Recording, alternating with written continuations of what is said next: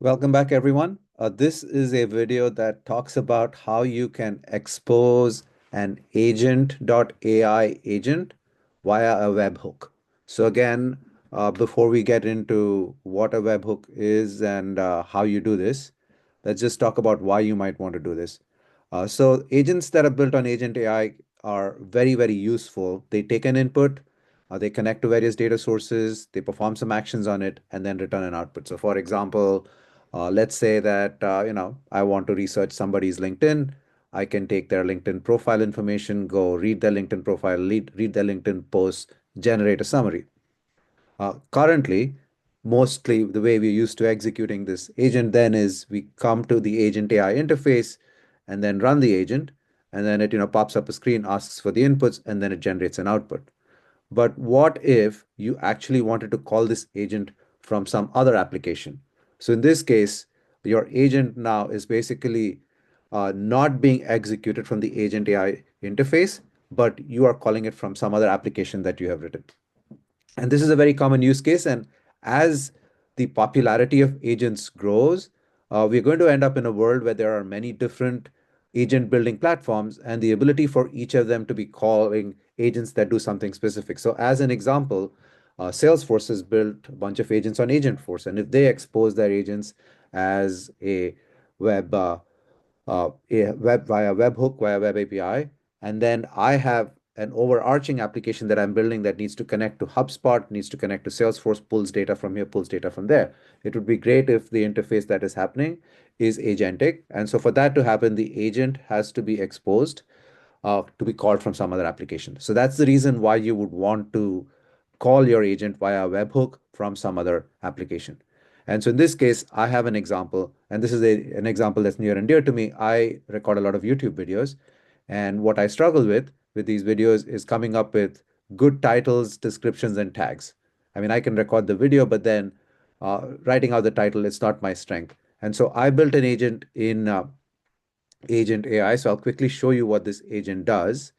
And then from that, I'll then talk through how I use it to go automate this particular process. So all this agent does, it takes as input, it takes a video URL, and then it goes, uses the get data transcript action to get the transcript. And then from that transcript, I'm basically using Sonnet to say, you are a YouTube optimization expert, for the transfer, return a title, description, and tags, and return it as JSON.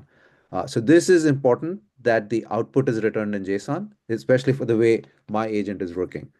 And what I then do to make this, expose this as a webhook, you need to go to the trigger and you can run it manually. But what you can also do is you can kind of check this webhook link. And what this will do is then it gives you these various URLs. Now, this is again a technical topic. Those who know, though the people who will be using this are typically going to be developers that are building applications. They exactly know what a webhook is, they know what a post URL is, they know exactly how to replace, do these things. Or you can do a curl command to also go execute this.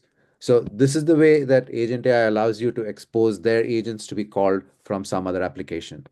And so as an example, let's say I have this YouTube video. I'm just going to take the shareable link. I'll show this to you in two ways. One is I'm going to just run this from Agent AI, so you can kind of see what the output looks like in JSON. And so if I just go put the YouTube URL, that's all it takes. YouTube URL is going to generate title, tags, and a description. So I'm going to click go, and this is now going to go, and this is the standard interface that most of us are used to. This is how we would normally work. But what I did do is I'm going to show you how you can now call it from an external application. And so again, the people who are watching this are probably developers. You all know what Postman is. And so here's the output. Gives you the description, gives me some tags, gives me a title. And so now, if I didn't want to call this from the Agent AI interface, I can go to this uh, application called Postman. And in Postman, I can basically say I need to do a post entry. And then I've got to go back here to my thing. I'll go copy the paste URL. And so I'll go enter that over there. And then make sure that in the body, I am passing the JSON. And that JSON will basically be this element where I need to pass it an out underscore video underscore URL. And so if I went here and I basically open a JSON object and I say out underscore URL, and I can now go here, get my YouTube video again, and then I'll paste it over here. And so assuming I got this all right, if I run this, then it'll go back, call that particular agent and show me the response. Let's make sure if I needed to set some headers or not. Seems to be running. And again, so what is now happening, you're seeing is that I am not going to the Agent AI interface to run this. I am actually calling this from an application outside Agent AI. And there you can see there's my description, there are my tags, and there's my title.